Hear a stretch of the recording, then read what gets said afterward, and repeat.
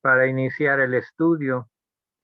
Yo voy a dar la primera parte y Yazaret va a dar la segunda parte.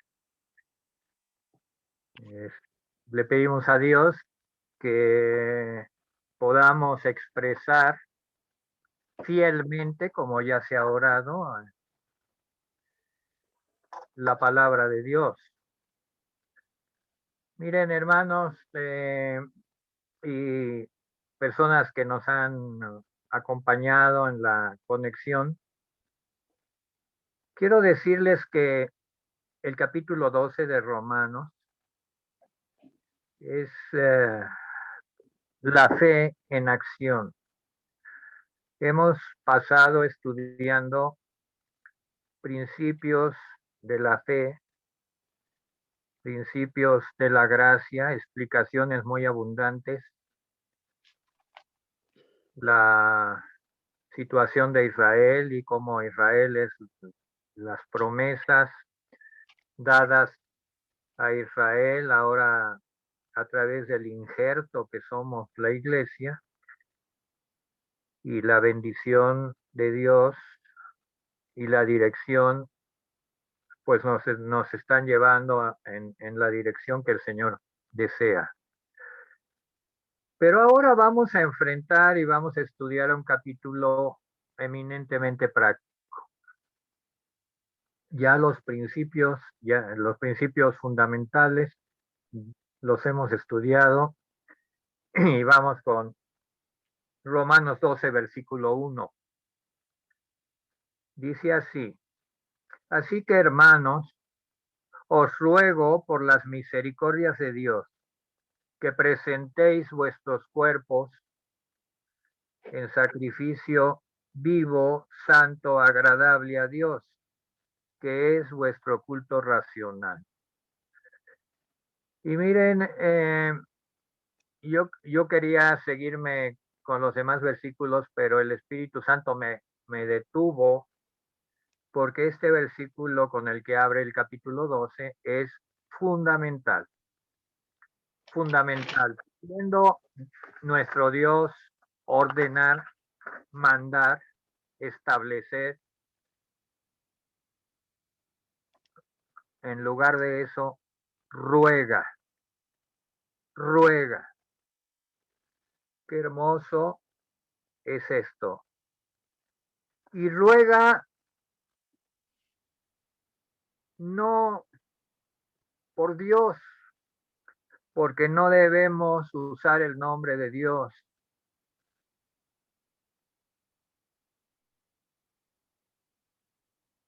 Ruega por las misericordias de Dios. Dice la palabra de Dios que no juremos por Dios, que no lo usemos más que para darle honra y gloria y alabanza. Pero entonces Pablo, conocedor de todos estos principios y conocedor del Cristo de la gloria, nos ruega a nosotros de parte de Dios y habla de las misericordias de Dios para ver si nuestro corazón se conmueve. Y cuando revisamos las misericordias a las que se refiere Pablo, pues así, en un estudio breve y somero, podríamos mencionar 9. Lo voy a hacer muy rápido.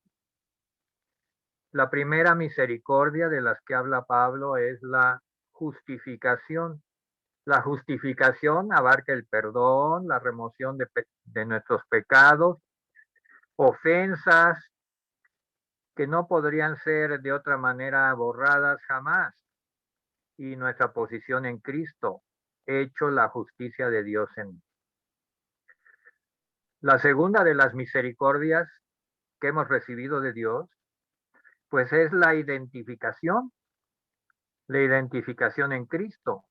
Pues fuimos quitados de la paternidad adámica por la muerte con Cristo en el bautismo y en la resurrección. muertos al pecado y a la ley, estamos ahora en Cristo. Esa es la segunda misericordia que hemos recibido de Dios. La tercera misericordia es que estamos bajo la gracia y no bajo la ley. Estamos bajo la gracia y no bajo la ley. La posibilidad de llevar fruto para Dios y para santificación. La cuarta misericordia es que somos morada del Espíritu.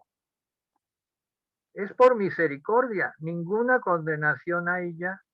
Nos ha librado de la ley del pecado y nos ha dado testimonio de que somos hijos y herederos. La quinta misericordia es el auxilio prometido en las flaquezas y en cualquier sufrimiento presente en nuestro camino hacia la participación de la gloria de Cristo. Por misericordia de Dios tenemos el auxilio en las flaquezas y en las dificultades. Lo hemos leído ya ahora mismo en Santiago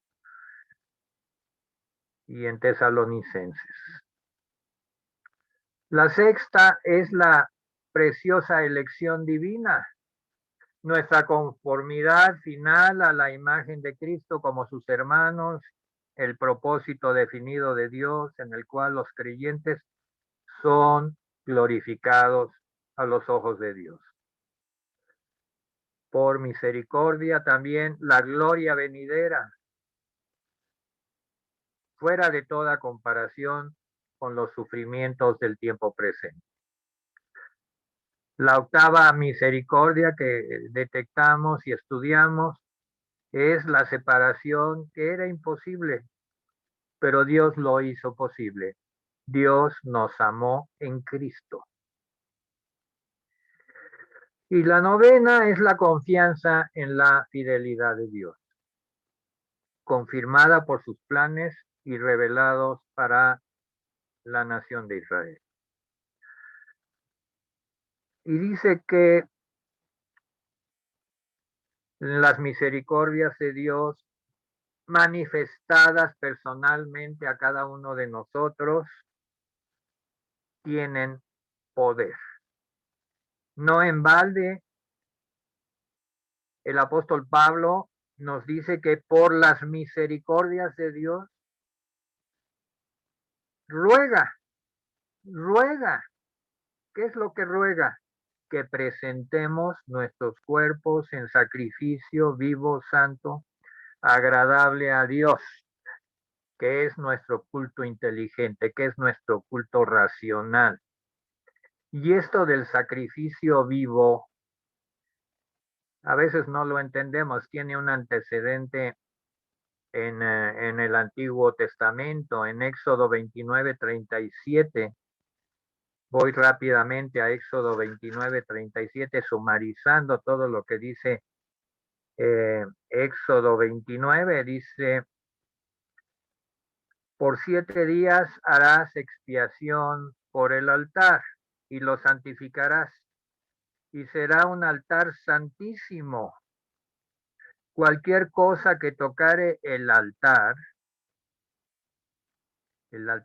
tenía que santificarse, porque allí era donde se hacían las ofrendas diarias. Y entonces cualquier cosa que tocare el altar sería santificada. Bueno, no vamos a hacer doctrina de este pasaje, pero sí podemos entender que hay un sacrificio que el Señor nos pide. Y este es un sacrificio vivo. Ya no sacrificios muertos del antiguo pacto, que eran vivificados y santificados por el altar. Ahora es un sacrificio vivo. Esto es en contraste con las ofrendas inmoladas que Israel traía a la presencia de Dios. Ahora sabemos que el servicio a Dios y servicio de Dios es libertad, no esclavitud. El servicio de Dios es vida, no muerte. El servicio de Dios es santo, agradable a Dios. Recordemos que este sacrificio santo, agradable a Dios, complace a Dios. Y pensar que Dios se complace de un sacrificio hecho por nosotros, que éramos hombres caídos, sin ningún mérito, pues es una maravilla. Pensar que Dios, el Dios del cielo y de la tierra y del universo, el Dios que hizo todas las cosas y que nos da vida y la sustenta, se complace de ese sacrificio que tú y yo hacemos, que es nuestro culto inteligente, que es nuestro dar inteligente y racional. Este servicio espiritual inteligente, pues también en el estudio de los anteriores, los antecedentes, lo podemos contrastar con el servicio del pueblo de Israel, de las ceremonias y de las ordenanzas, que pues era rutinario y repetitivo, no era inteligente, no, sino una sombra nada más, una ronda interminable de servicios. Pero ahora Cristo ha venido, la propiciación es consumada, Cristo ha resucitado, el Espíritu Santo ha descendido y ya es posible el servicio inteligente, racional para con Dios. Y el camino para lograrlo es entregar nuestros cuerpos a Dios, porque Dios no va a querer un servicio de personas que pues no se le han brindado completamente, ¿verdad? Un servicio que solamente es por encima. Si ya Cristo ha hecho todo, el Espíritu Santo ha descendido, ahora nos está pidiendo ese servicio racional. Es nuestro culto racional. Y luego viene el versículo 2 hablando de este siglo. Dice, no os conforméis a este siglo, sino transformaos por medio de la renovación de vuestro entendimiento. En otra parte, le llama a este siglo malo, este tiempo malo. En el griego es aion, el siglo malo. Y pues ya oraba la pastora y nos hacía ver, y las personas que han orado, que los tiempos son difíciles, y lo han sido siempre, y se van a poner peores.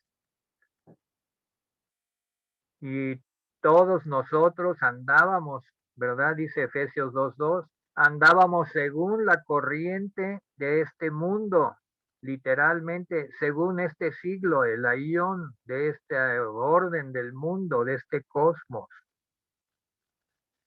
Pero dice que no nos conformemos a este siglo. Esta época, este tiempo, ¿dónde empezó? En la caída, en la desobediencia de Adán. Luego vemos que su hijo Caín salió de la presencia de Jehová. Caín edificó una ciudad en Génesis 4. Fue muy progresista en la música, las artes. Creó una filosofía personal, tenía su propia ciencia, su gobierno, y desarrolló los placeres para borrar de la mente la realidad, y también creó su propia religión, una religión destinada a solamente paliar, o sea, cubrir con olvido la conciencia del hombre, apaciguando el temor natural que tiene el hombre hacia el juicio. Esta religión fue creada por este mundo adámico. Pero dice la palabra de Dios que no nos conformemos a este siglo, a este mundo, que seamos transformados. Y fíjense que la palabra transformados viene de metamorfosis y es la misma que se usa en Mateo 17:2 cuando Cristo fue transfigurado. Cristo fue transfigurado cambiando de forma, tomando una forma gloriosa, brillante, y es la misma palabra que Pablo nos está pidiendo, que seamos transformados. O sea, tenemos como meta esa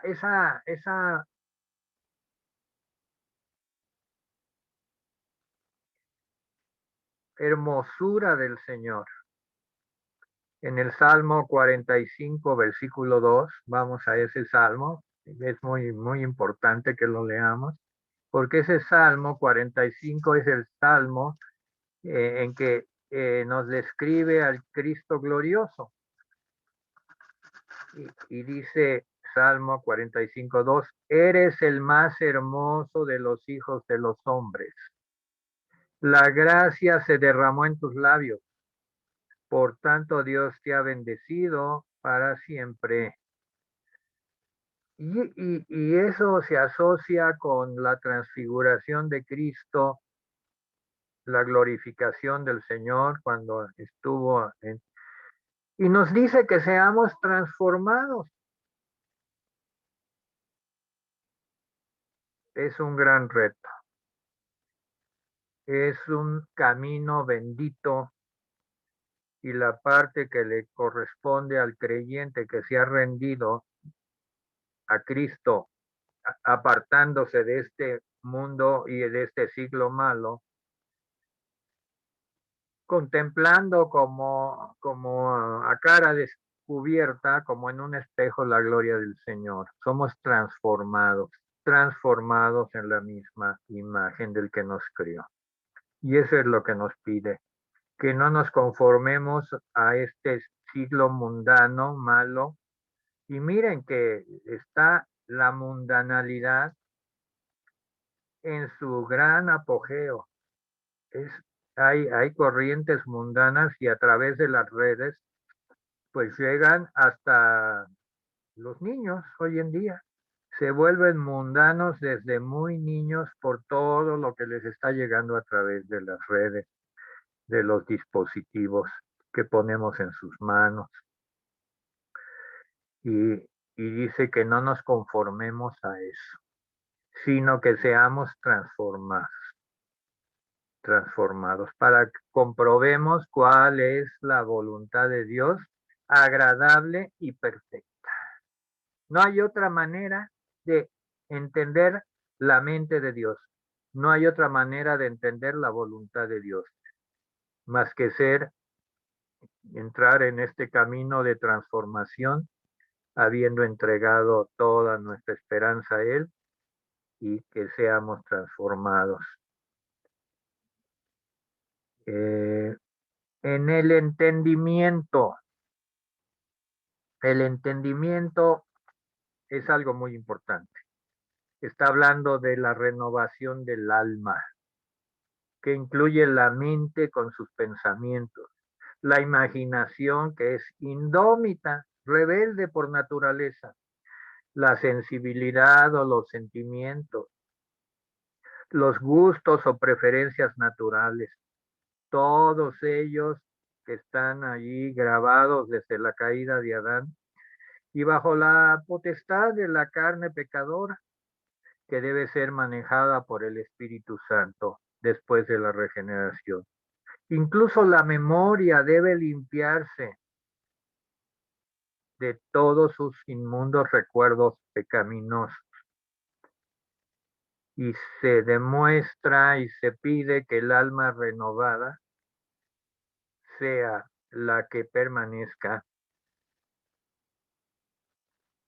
como por la experiencia que vamos a vivir de aquí en adelante. La renovación de la mente abarca toda la vida consciente para el Hijo de Dios. Este significado de renovar también nos lleva al concepto del hombre nuevo, revestirse del hombre nuevo. Ya lo hemos estudiado y lo damos por hecho. Solamente vamos a dar estos tres aspectos sobre la santificación. El primer aspecto es lo que ya se hizo, lo que ya sucedió una vez y para siempre por el Señor Jesucristo en su muerte, santificados por la ofrenda del cuerpo de Jesucristo, hecho una vez y para siempre. Por una sola ofrenda, Hebreos 10:10. En segundo lugar, lo que resulta, la santificación que resulta de nuestra posición en Cristo resucitado. Es decir, hemos muerto con Cristo en el bautismo y hemos resucitado con Él y somos nuevas criaturas. Y ya de esa manera nos llama el Señor a los santificados en Cristo Jesús. Sin embargo, la tercera parte es una área que la toca aquí Romanos. Dice, es lo que viene a efectuarse en la mente, la vida del alma y sus facultades por el Espíritu Santo, quien trata y lo logra el Espíritu Santo de sujetar cautivos todos los pensamientos a la obediencia a Cristo. Segunda de Corintios 10:5. Nada más anótenlo, luego lo estudia. Vamos al versículo 3. Y aquí, ya habiendo establecido estas bases, podemos entender por qué ahora nos está pidiendo. Versículo 3 dice, digo pues por la gracia que me es dada a cada cual que está entre vosotros, que no tenga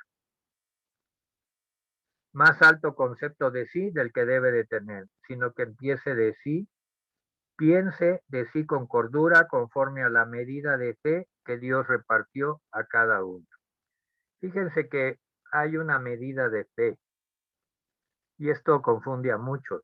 O sea, no, todos hemos sido tocados, renovados, pero esta medida de fe es por gracia de Dios y es una medida, se necesita fe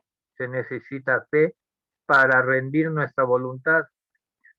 Debemos llegar al punto de creer en nuestro mismo corazón que la voluntad de Dios es mejor para nosotros que nuestra propia voluntad. Y esa fe, esa medida de fe, es la que nos va a ir permitiendo servir al Señor como está escrito. Dice, lo primero que nos dice es que no nos sobreestimemos, ¿verdad? No tenga más alto concepto del que debe de tener. Punto número 2, que Dios ha concedido a cada uno cierta porción y medida de fe. O sea, la facultad, la medida de fe, escuchen muy bien, es la facultad para apropiarse las poderosas operaciones del Espíritu de gracia. Y note, de acuerdo al conocimiento, aquí hay algo muy importante. Dice que no es dice que es en la medida de la fe y no del conocimiento. A ver, ¿cómo está esto? ¿Qué es más importante, el puro conocimiento de la palabra o la fe que nos produce creer en la palabra? La fe. Dice, La fe. lo importante es la medida de fe que nos ha sido dada. Y a cada quien le ha sido dada en la medida que ya ha ido apropiándose de las poderosas operaciones del Espíritu. Porque el Espíritu Santo está allí, es poderoso, es Dios, pero el creyente tiene que apropiarse por medio de la fe de las operaciones del Espíritu Santo en su vida. Amén. Pero también viene el discernimiento personal de la voluntad especial de Dios por medio de esta rendición y se vuelve una persona sobria de su propia posición. La medida de la fe da sabiduría para sabernos comportar con otros hermanos. La medida de la fe da entendimiento para poder hablarle a un incrédulo, a un creyente, arrancarlo de la ignorancia, arrancarlos de las garras del diablo, ¿verdad? Literalmente ir por ellos a las puertas del infierno y traerlos a la fe de Cristo. Esto es la medida de la fe que los creyentes van teniendo. Luego dice que versículo 4, de la manera que un cuerpo tenemos muchos miembros, pero no todos los miembros tienen la misma función. Así nosotros, siendo muchos, somos un cuerpo en Cristo y todos miembros los unos de los otros. Esta es la primera vez que Pablo menciona la gran doctrina del cuerpo de Cristo. Miren, está basado en que nuestro cuerpo humano tiene muchos miembros, tenemos mano derecha y mano izquierda. La mano derecha no pelea con la izquierda, ¿verdad que no? Se ayuda, se ayuda. Sin embargo, estos miembros son una unidad y cada miembro es miembro de los demás. Los miembros no todos tienen la misma función. Mi mano derecha me sirve para algunas cosas, mi izquierda, mi ojo, mi oído, cada miembro tiene la misma función. Individualmente somos miembros los unos de los otros. Vosotros pues sois el cuerpo de Cristo e individualmente miembros de él. Si somos miembros del cuerpo de Cristo, somos miembros necesariamente los unos de los otros. Pero nótese cuidadosamente, no somos miembros de una iglesia, no somos miembros de una denominación, de una asamblea local, somos miembros del cuerpo de Cristo y ser miembros del cuerpo de Cristo quiere decir que somos miembros de todos, de todo aquel que tiene el Espíritu de Dios y es una operación del Espíritu de Dios y no del hombre. Y tenemos comunión ya como miembros del cuerpo de Cristo. Luego en el versículo 6 dice, de manera que teniendo diferentes dones, según la gracia que nos es dado, y aquí viene también el asunto de la gracia que nos es dado como la fe, que nos, la medida del don de fe, ¿verdad? Y habla de esta gracia porque todos lo recibimos por gracia. Y aquí menciona algunos de estos dones. El don del Espíritu lo tenemos todos. Todos los nuevos, los creyentes verdaderos, tenemos el don del Espíritu Santo, pero el Espíritu Santo a su vez da dones específicos y dice que debemos de servir con fidelidad, ¿verdad?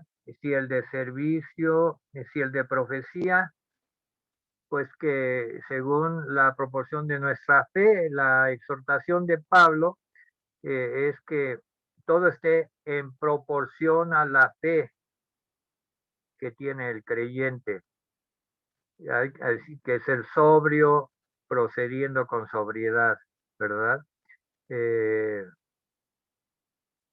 Hay muchos casos de el uso del don de la profecía, que es la enseñanza profética. También dice que si es el de servicio, versículo 7, en servir para las necesidades de los santos. La diaconía se llama entre la profecía y la enseñanza. el ministerio cotidiano de comida para las viudas, que perseveraremos en el ministerio de la palabra, etcétera, ¿verdad? El que enseña en su enseñanza, qué hermoso, ¿verdad? Que cada quien, según los dones que ha recibido en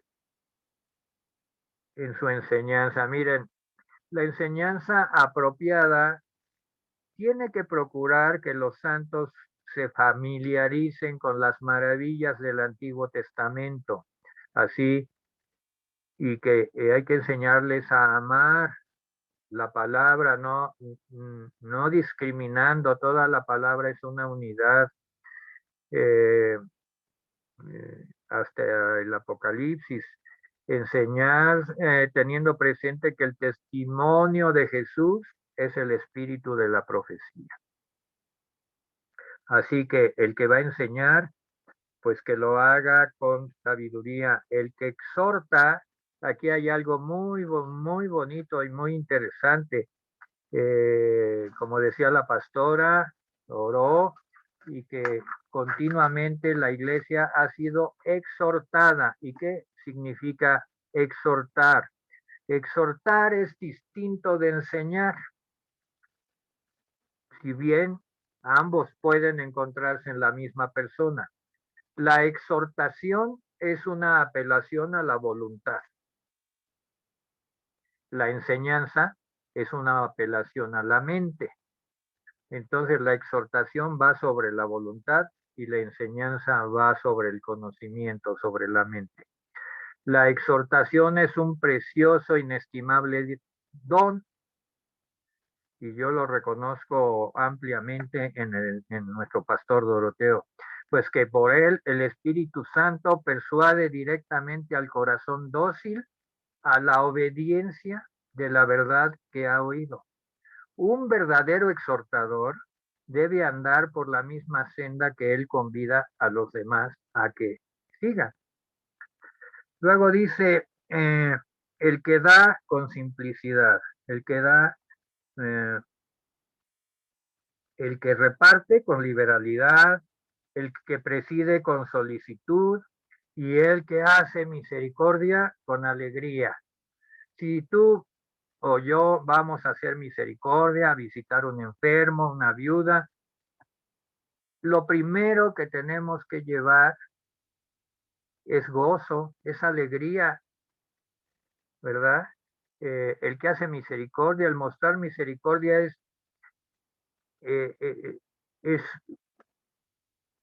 no debe de verse como una obligación, es un privilegio hacer misericordia hacia otros, y si se hace de mala gana, pues ya todo se echa a perder. Si se lleva un rostro sombrío y no se sonríe, pues también, ¿verdad? Parece que es a fuerzas, pero una verdadera bendición es llevar el gozo a las personas necesitadas, además, pues de ver la manera de suplir su necesidad. Por eso dice, aquí enfatiza el que hace misericordia con alegría. Amén. Y ya yo termino mi parte, el amor sea sin fingimiento, aborrecer lo malo y seguir lo bueno. Dejo en este momento a Yazaret que continúe con la explicación del capítulo 12. Yazaret, adelante. Bueno, hermanos, pues venimos hablando, ¿verdad? Pablo nos habla, dice el encabezado de este capítulo, de los deberes que nosotros tenemos como cristianos. Y termina esta primera parte, ¿no? El pastor lee en el versículo, en el 9, el amor sea sin fingimiento. Y es que, hermanos, el amor es la primera manifestación del fruto del Espíritu. El amor es la primera manifestación del fruto del Espíritu. O sea, es la fuerza motriz que produce el afecto fraternal, que produce pues el apreciar a nuestros hermanos, produce el servir en la iglesia, produce la esperanza, produce la oración, produce el gozo en la tribulación, la hospitalidad, etcétera. O sea, todas estas cualidades son motivadas por el amor, que es una manifestación del fruto del Espíritu Santo. Y entonces Pablo detalla estas cualidades, estas actividades. Y vamos a leer, voy a ir leyendo versículo por versículo y continúa el versículo 10 y dice, amaos los unos a los otros con amor fraternal. En cuanto a honra, prefiriéndoos los unos a los otros. O sea, el amor fraternal, pues es el amor en las manifestaciones prácticas dentro de la familia de la fe. Es lo que decíamos, es la fe activa. Pues este amor fraternal es esto, es una manifestación práctica dentro, pues, de la familia de la fe. O sea, amamos a nuestros hermanos porque Cristo murió por ellos también, no porque sea buena onda, no porque nos caiga bien, no porque, ay, crecí con él desde chiquito y por eso lo amo. No, lo amamos porque es por quien Cristo murió también. Ajá. Entonces, el hecho de ser un hijo de Dios, pues es lo que nos hace amarlo. Ajá. Es miembro de la familia espiritual. Entonces, este amor, pues, se debe de traducir en una muestra genuina, un amor no fingido. O sea, Pablo por algo dice, el amor se hace sin fingimientos, tiene que ser una muestra de afecto genuina, ajá, que nos ayudará a apreciar, pues, a nuestros hermanos y dándole preferencia en cuanto a honra, dice el versículo 10. O sea, claro está que esta humildad, donde dice, prefiere a tu hermano en cuanto a honra, o sea, honrar a nuestros hermanos de la fe, nace pues del amor verdadero, y el amor verdadero hacia Cristo, ajá, es lo que mueve. La conducta de un cristiano, hermanos, se va a mover por el amor que tenemos hacia Cristo. En la medida que nosotros amamos a Cristo, se va a manifestar en nuestra vida. Ajá. Este amor fraternal que dice Pablo en el versículo 10, dice el 11, en lo que requiere diligencia, no perezosos, fervientes en espíritu, sirviendo al Señor. O sea, el servicio dice diligente. La pereza y la falta de celo de parte de nosotros los creyentes significan que la visión del amor de Dios exhibido en el sacrificio de la cruz de Cristo ha perdido poder en la vida. O sea, escuchen, cuando hay pereza, cuando no hay diligencia en el servicio a Dios, quiere decir que el poder del sacrificio en la cruz ha perdido el poder en nuestra vida, no en sí mismo el sacrificio sigue siendo poderoso, sigue estando vigente, Dios lo hizo para todos, pero cuando hay pereza, cuando hay falta de diligencia en el servicio a Dios, es una muestra, hermanos, de esto, que hemos perdido a lo mejor de vista el sacrificio de la cruz, y eso pues pierde el poder en nuestra vida. El amor del Señor para con nosotros y el reflejo de este amor que se despierta en nosotros nos arroja necesariamente a servir a Dios. Ajá. Hay una cita en 2 de Corintios, hermanos, capítulo 5, versículo 14 y 15. Vamos a leerla rápidamente. 2 de Corintios 5, 14 al 15. Dice, porque el amor de Cristo nos constriñe, pensando esto, que si uno murió por todos, luego todos murieron. Y por todos murió para que los que viven ya no vivan para sí, sino para aquel que murió y resucitó por ellos. Entonces, muchas veces se ha notado que si nosotros como cristianos, hermanos, como el cuerpo de Cristo, fuéramos muy diligentes en el servicio a Dios, como lo somos a veces en nuestros propios asuntos, en nuestro trabajo, en otras cosas. Si fuéramos en esa misma medida diligentes en el servicio a Dios, o sea, el adelanto del reino de Dios en la tierra sería mucho más rápido. Si le pusiéramos el mismo empeño que le ponemos a veces a otras cosas, el extendimiento del reino de Dios ya se hubiera dado, ya hubiera sido. Es posible que el espíritu que menciona este versículo, donde dice fervientes en espíritu, o sea, tiene referencia al Espíritu Santo. En este caso, o sea, nosotros como siervos de Dios, en la diligencia del servicio que hemos de hacer, debe ser ardiente, ferviente, dice, ardiente, por el poder del Espíritu. Quiere decir que esté motivado por el Espíritu. No trabajamos, no servimos en la iglesia, no pretendemos servir por ganar un título, por ganar un puesto, por ganar una posición. No, hermanos, servimos por el poder del Espíritu que se manifiesta en nosotros. Y esto también como consecuencia trae que servimos por amor. ¿Por amor a quién? Pues a Cristo. Pues a Cristo, a lo que hizo por nosotros.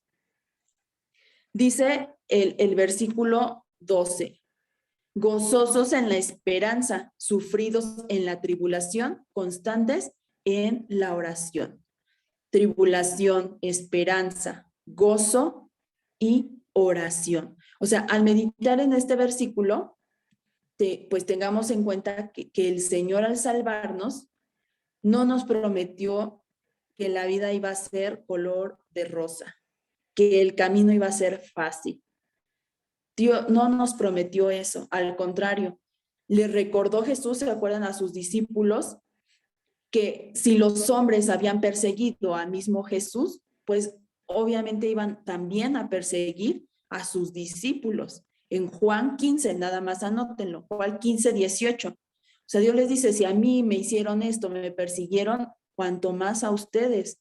Entonces, además, como ya vimos, al comentar pues estas expresiones de Romanos 8, que ya estudiamos, que dice que la creación gime, no deja de gemir conjuntamente con la creación. O sea, los cristianos dicen que gemimos juntamente con la creación porque se halla bajo el yugo de la frustración. Entonces, ¿qué es lo que cambia? ¿Qué es lo diferente en este camino de tribulación, tal vez, de prueba? Pues la actitud que nosotros como hijos de Dios tenemos frente a estas pruebas. Eso es lo que hace la diferencia. Y este cambio depende del poder espiritual que nos sostiene, del poder espiritual que nos sostiene en nuestro caminar en Dios. De eso depende. Entonces, de aquí brota entonces la esperanza por la que todos los creyentes fijamos la mirada en la meta final. De aquí proviene esto, que si tenemos pruebas, que si el camino no es fácil, nosotros nos sostenemos mirando a Cristo, mirando nuestra meta, que es estar un día ante su presencia. Esa es nuestra meta. Entonces, la esperanza bíblica, la esperanza que nosotros tenemos como cristianos, pues es la seguridad de que Dios va a cumplir sus propósitos. Cada una de las promesas que han hecho, cada una de las cosas que a ti te ha dicho en tu vida, tu esperanza debe ser que Dios las va a cumplir. Ajá. Entonces, no solo debemos de ser sufridos y aguantar el peso de la tribulación, sino debemos de estar gozosos en medio de la tribulación, pues Dios está con nosotros. Y si Dios está con nosotros, Él nos garantiza una victoria. Y luego dice que la oración constante es en la oración. Entonces, la oración es, vamos a decirlo, explicarlo simplificadamente, toda comunión con Dios en el poder del Espíritu Santo. Y empieza con la adoración, como decía, empieza Pablo este capítulo precisamente, que presentemos nuestro cuerpo, como un sacrificio vivo. Entonces, empieza con la adoración continua, después con la alabanza y llega a las súplicas concretas que se relacionan con la vida y el servicio de nosotros los creyentes. Pablo insiste en la importancia de perseverar en la oración. Pablo insiste. Entonces, es conocido, hermanos, que en medio de la aflicción es cuando más vemos a Dios. En medio de la aflicción es cuando más nos podemos acercar a Dios. Y no es que Dios así lo quiera, pero a veces desafortunadamente así somos. Cuando ya vemos que no tenemos otra salida, vamos y acudimos a Dios. Y es en medio de la aflicción donde se tiende a avivar pues este espíritu de súplica y de oración. Y por eso dice en las bienaventuranzas, Jesús enseñaba, bienaventurados los pobres en espíritu.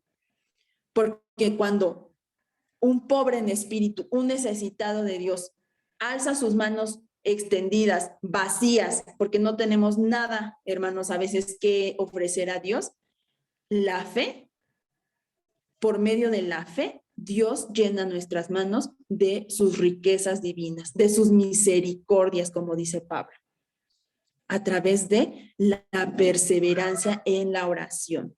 Dice el versículo 13, compartiendo para las necesidades de los santos, practicando la hospitalidad. Repartir, o sea, hacer misericordia, comunicar con las necesidades de los santos, son expresiones que tienen mucho en común. Por tercera vez en estas breves exhortaciones que Pablo nos da, recomendaciones, Pablo nos recuerda, les recuerda a los cristianos, a los hermanos a los que les escribe en Roma, que siempre hay hermanos que sufren de una necesidad, de alguna forma económica, espiritual. Pablo les estaba escribiendo a los hermanos, tengan en cuenta que hay necesidades entre el pueblo, hay necesidades. Hoy en día, hermanos, hay necesidades en el pueblo de Dios. Hoy en día, hermanos, en medio de esta pandemia de verdad tan desafortunada, hay necesidades dentro del pueblo de Dios. Y nos exhorta a que no cerremos los ojos, porque esto también es negligencia, la indiferencia.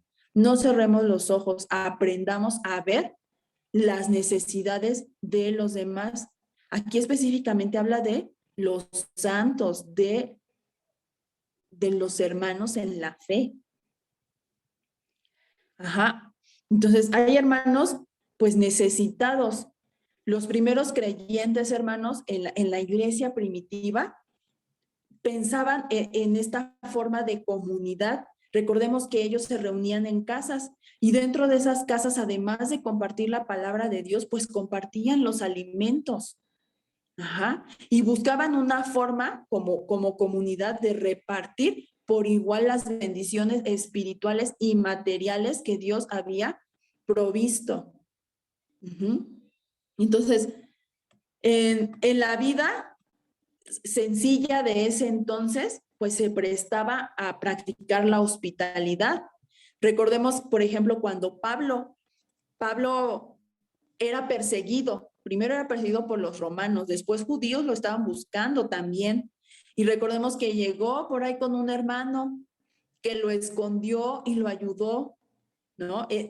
era muy común practicar la hospitalidad. Y acordemos que todos los discípulos, por el mandato de Jesús que les dijo que los envió a predicar el evangelio, ellos iban a muchos lugares y no en todos los lugares ellos tenían una casa. Pero los hermanos en la fe practicaban la hospitalidad y les daban pues refugio en sus hogares y comida y todo lo que ellos necesitaban. Ajá. Hospitalidad se traduce entonces literalmente como amor a los forasteros. Amor a los forasteros. Entonces, en estos tiempos se practicaba ampliamente. Incluso había cristianos, pues eran perseguidos, los querían siempre matar y nunca faltaba siervos de Dios, familias de la fe, hermanos de la fe, pues que prestaban sus hogares y los escondían, arriesgaban junto con ellos a que fueran descubiertos. Entonces, es un llamado, Pablo hace este llamado a los hermanos en Roma, pero también es un llamado que podemos tomar. No seamos indiferentes a las necesidades de nuestros hermanos, que si sabemos que están pasando por una necesidad y tú sabes y has recibido bendiciones de Dios, pues compartirlas. Eso es lo que Pablo nos está exhortando, a compartir. Ahora dice el versículo 14, bendecid a los que os persiguen, bendecid y no maldigáis. Entonces, comprendamos que desde un principio, las normas de conducta, ¿no?, que recomienda Pablo en esta sección, pues son imposibles para el hombre, hermanos, que no ha sido transformado. Estas conductas que Pablo nos exhorta a tener, no son posibles llevarlas a cabo si no hemos sido verdaderamente transformados. Siempre el yo obra según, pues, sus propios intereses, el orgullo, su amor propio, el amor a sí mismo y aborrece, ¿no?, los obstáculos que impiden que se cumpla la voluntad de Dios.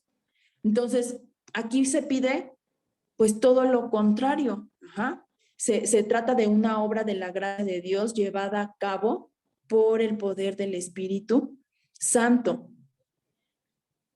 Ahora, el principio de la ley, hay una ley, hermanos, por la que se rige el mundo, y ustedes la conocen y todos la conocen y la practican. Ojo por ojo y diente por diente.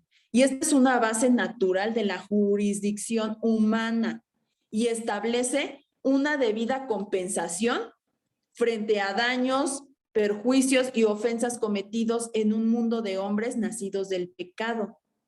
Pero las normas del reino, las normas de Dios son otras.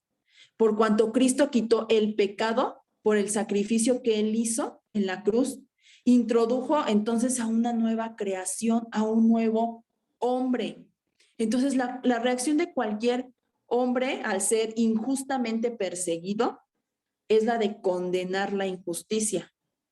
Pero el creyente, nosotros los creyentes, en todo momento debemos de tener frente a nosotros el ejemplo de Jesús. Y qué difícil. Bendice y no maldigáis, dice este versículo. Y qué difícil, porque cuando a Jesús le injuriaban, Él no devolvía la injuria. Cuando padecía, Él no amenazaba, sino que encomendaba su causa al que juzga rectamente. Primera de Pedro 2:23. Solo lo vamos a anotar, hermanitos, porque no tenemos mucho tiempo. Entonces, al leer las maldiciones invocadas sobre la cabeza de los enemigos, porque en muchos salmos y en muchas partes del Antiguo Testamento, pues leemos a veces oraciones donde se pedía, ¿no?, o sea, justicia y la cabeza del enemigo. Debemos recordar que no solo se trata de una etapa preliminar de revelación, sino que los hebreos en este tiempo pues tenían razón al pensar que sus perseguidores eran pues enemigos de Dios. Pero si la ley fue dada por Moisés, la gracia y la verdad vinieron por medio de Jesucristo. Y entonces, hermanos, ya no nos corresponde a nosotros hacer juicios, hacer condenaciones, hacer diferencias. Cristo murió por todos. Y lo que nos debe de interesar a nosotros como hijos de Dios es que las almas humanas sean salvadas. Eso es lo que a nosotros nos debe de interesar. Y esto no quiere decir que Jesús pasa por alto la maldad y la injusticia, no. Pero Él, a través de esas misericordias que nos regaló, busca el bien espiritual de todos, incluso de aquellos que Él lo persigue. Pablo es un ejemplo de eso. Pablo era un perseguidor, no le dijo, hey, Saulo, Saulo, ¿por qué me persigues? Y sin embargo, ¿qué hizo? Ve la obra redentora que hizo en la vida de Pablo. Porque esa es la intención de Dios. Él busca el bien espiritual y la salvación de todos. Dice, versículo 15, gozaos con lo que se gozan, llorad con los que lloran. Entonces, el cristiano, nosotros como creyentes somos llamados a amar al prójimo como a nosotros mismos, porque eso fue un mandamiento. De modo que si amamos, hermanos, nos interesan entonces las penas ajenas. Lloramos con los que lloran, nos gozamos cuando nuestros hermanos se gozan, cuando nuestro prójimo se goza. ¿Por qué? Porque aquí nos está inculcando que seamos empáticos. ¿Y qué es empatía? Ponernos en los zapatos de los otros. Ese es un llamado a ser empáticos. Dice versículo 16, unánimes entre vosotros, no altivos, sino asociándoos con los humildes, no seáis sabios en vuestra propia opinión. O sea, no es fácil, y lo oraba, ¿no? Mi mamá lo decía, no es fácil ajustar nuestro modo de pensar al de los demás, ni hacer que los demás piensen como nosotros queremos que piensen. De modo que la unanimidad a que Pablo nos exhorta aquí no se consigue sin concesiones mutuas. Y a veces es bien difícil. Y aquí entra a veces el ceder, el perdonar. En el capítulo 14, que no me voy a adelantar, pero nos va a enseñar, ¿no? Que mucho depende de nuestra capacidad para distinguir entre cuestiones vitales, otras que son secundarias y otras insignificantes. Ahora, una actitud de soberbia de parte de algunos, pues hace imposible que la coincidencia en nuestra manera de apreciar las cosas, pues hace imposible que haya unanimidad. Entonces, el creyente espiritual se conocerá por su inclinación a ser humilde, a ceder, a ser sumisos. Eso es una característica que nos debe de definir, no ser soberbios, no aferrarnos a que yo quiero que pienses como yo digo, sino a ceder en actitud. Siempre debemos de tener delante el ejemplo de Jesús. No seáis sabios a vuestros propios ojos, añade Pablo. O sea, tenemos que formar nuestras opiniones a la luz de la palabra de Dios y en comunión con nuestros hermanos. Versículo 17. Ay, hermanos, no me va a dar tiempo. 17 y 18. No paguéis a nadie mal por mal, procurad lo bueno delante de todos los hombres. Si es posible, en cuanto a dependa de vosotros, estad en paz con todos los hombres. O sea, el tema principal, pues, de lo que resta este capítulo, es de que toda recompensa y venganza compete a Dios y no al hombre.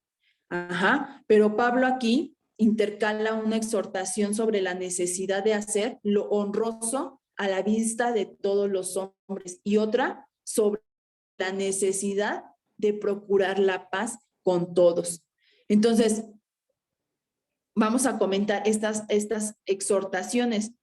Primero, dejando el tema de la venganza. Ajá. Vamos a hablar de lo honroso. Lo honroso es una palabra que es takala. Ajá. Y significa, o sea, lo conveniente. Aquello que es adecuado y que produce buena impresión. Ajá. Entonces, muy literalmente lo traduciríamos como las cosas bellas. Ajá. Esto es lo bueno, lo honroso.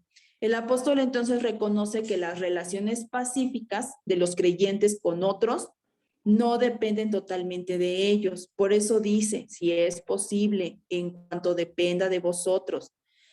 Les toca o nos toca poner todo lo posible de nuestra parte, pero siempre será en cuanto depende de vosotros. Ahora, si el hermano, si cualquier hermano, si tú, ¿no? Rehuimos a toda oportunidad de discordia y si actuamos siempre en lo que sea posible como pacificadores, ajá, entonces se verá por fin, o en eso se ve, que busca la paz. Y no solo la busca, sino que la sigue, dice Primera de Pedro 3:11. Ajá. ¿Quieres ver días buenos? Refrena tu lengua. Ajá. Busca la paz y síguela. En esto, entonces, en ser pacificadores, en esto se va a ver que estamos buscando la paz y no solo buscándola, sino la seguimos. 19. No os venguéis vosotros mismos, amados míos, sino dejad lugar a la ira de Dios, porque escrito está, mía es la venganza, yo pagaré, dice el Señor. Así que si tu enemigo tuviere hambre, dale de comer. Si tuviere sed, dale de beber, pues haciendo esto, ascuas de fuego amontonarás sobre su cabeza. No seas vencido de lo malo, sino vence con el bien el mal. Entonces, el hecho de la redención y el amor de Dios manifestado en Cristo no anulan los principios de la justicia. Siempre será verdad que Dios va a pagar a todos, a cada uno, conforme a sus obras. Lo vimos en Romanos 2:6. Y que lo que quiera que sembrar el hombre, eso también segará. La diferencia consiste en que la obra de la cruz, donde Cristo deshizo el pecado, hace posible que Dios obre en misericordia y gracia, donde Él ve un espíritu sumiso y humilde. Entonces, si consideramos pues estos versículos, debemos tener en cuenta que venganza aquí no se emplea en el sentido de aquel daño que se inflige rencorosamente en alguien que nos ha lastimado o como una manifestación de la ira, ¿no? O del daño a nuestro ego, que esa es la venganza humana. No se diferencia esencialmente de recompensa o retribución, sino que quiere decir que Dios pesa todas las obras. Y esto de pesa todas las obras, y hablábamos, incluye nuestro pensamiento, nuestra memoria, lo que decía que Pablo que tenemos que transformar. Dios pesa todas las obras, incluye nuestras actitudes. Ajá. Y las pesa según sus normas que son de la más perfecta justicia. Y no puede ser de otra forma, porque si no, Dios dejaría de ser Dios. Entonces, yo quisiera, hermanos, orar, ya para terminar rápidamente, se nos fue el tiempo. Yo quisiera orar en esta noche, hermanos, por esta palabra, esta exhortación donde el Señor nos llama a nuestros deberes cristianos en el servicio, en nuestra vida espiritual como individuos, pero también en nuestra vida espiritual como parte del cuerpo de Cristo. Y entonces yo quisiera, pues hacer una oración por esta palabra que nos enseña, que nos edifica, que nos exhorta. Ajá. Y voy a orar. Señor, muchas gracias, Señor, porque tú nos has dado, Señor, dones. Tú nos has dado a cada uno dones y talentos a fin, Señor, de que tu iglesia, Padre, sea edificada. Te pedimos, Señor, que tú nos enseñes, Señor, nos ayudes, Padre, a entender cuál es tu voluntad, Señor, para tu pueblo, Señor. ¿Cuál es tu voluntad para nosotros y cuál es tu voluntad para nosotros, Señor, dentro del cuerpo de Cristo, como parte del cuerpo de Cristo, Señor? Y que estos dones, Señor, que tú has ministrado a cada uno, los podamos, Señor, usar con eficacia. Ayúdanos, Señor, a entender que todo don, Señor, dice que, y toda buena dádiva, Señor, dice tu palabra, proviene de ti, Señor. No es por nuestros méritos, no es por nuestro esfuerzo, no es porque leí muchos libros, Señor. Es porque tú así has decidido, Señor, darnos en la medida que tú has querido, tú nos has dado, Señor, estos dones, estos talentos. Ayúdanos a comprender que todos, Señor, somos diferentes, que no todos, Señor, nos has dado los mismos dones. Somos diferentes, Señor, pero que cada uno tiene una función, Señor, dentro de tu cuerpo. Ayúdanos a saber quiénes somos y qué es lo que sabemos hacer mejor. Danos, Señor, en la medida que podamos, la diligencia para servirte. Y no solo eso, Señor, sino el querer, Señor, hacerlo, Padre, porque tú nos has enseñado que en la medida en que nosotros servimos, Señor, esto habla, Padre, de un amor ferviente, Señor, por ti, Señor, que crece dentro de nosotros a través del poder de tu Espíritu Santo, Señor. Permítenos, Padre, entonces dedicar, Señor, nuestros dones a tu servicio. Y darnos, Señor, darnos a ti, Señor, en cuerpo, en mente, en alma, en todos los sentidos, Señor. Dice tu palabra, Señor, que es nuestro culto racional. Ayúdanos a entregarnos a ti, Señor, con inteligencia, Padre. Y a estar dispuestos, Señor, a poner todo lo que tú nos has dado, Señor, a tu servicio, Padre. Y siempre, Señor, con generosidad, Padre, y nunca pensando en excluir a nadie, Señor, porque tú no haces acepción de personas, porque tú no excluyes a nadie, Señor. Tú has venido a unificar, Señor, un pueblo. Y tú vienes, Señor, por una esposa, Padre.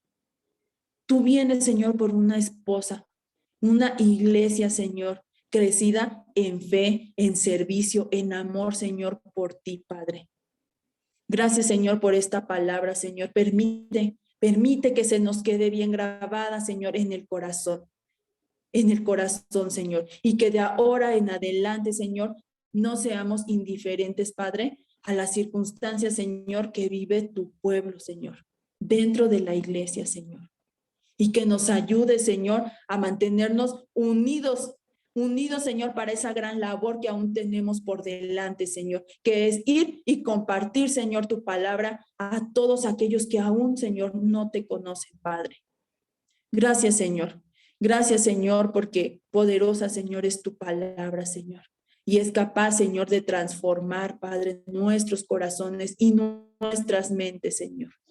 Gracias, Padre, en el nombre de Jesús. Amén. Pues Dios los bendiga, hermanos. Con esto terminamos este capítulo 12. Dios los bendiga. Me pasé un poquito de tiempo, pero